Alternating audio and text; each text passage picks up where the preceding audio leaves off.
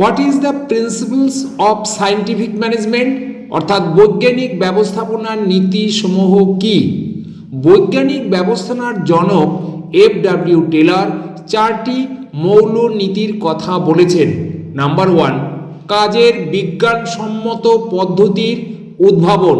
Number 2, বিজ্ঞান ভিত্তিক কর্মী নির্বাচন ও প্রশিক্ষণ। নাম্বার 3, ক্লান্তি ও সময় সমীক্ষা। নাম্বার 4, কাজ ও দায়িত্বের সমবন্টন।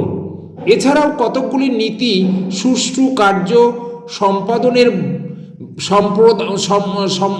সম্পাদনে ব্যবহৃত হয়। সেগুলি হল উপযুক্ত মানের যন্ত্রপাতির সরবরাহ সুনিশ্চিত করা, বি, কাজ বন্টনের সমতা নীতি অনুসরণ করা, সি, উন্নত মানের কর্মের পরিবেশ বজায় রাখা, ডি, নির্দিষ্ট দিনের নির্দিষ্ট পরিমাণ কাজ নির্দিষ্ট সময়ে সম্পাদন করলে কর্মীদের উৎসাহমূলক মজুরির ব্যবস্থা রাখা, না ই, সর্বোপরি ব্যবস্থাপক ও কর্মীদের মধ্যে বন্ধুত্বপূর্ণ ও সহযোগিতার সম্পর্ক বজায় রাখার জন্য উপযুক্ত পরিবেশ তৈরি করা।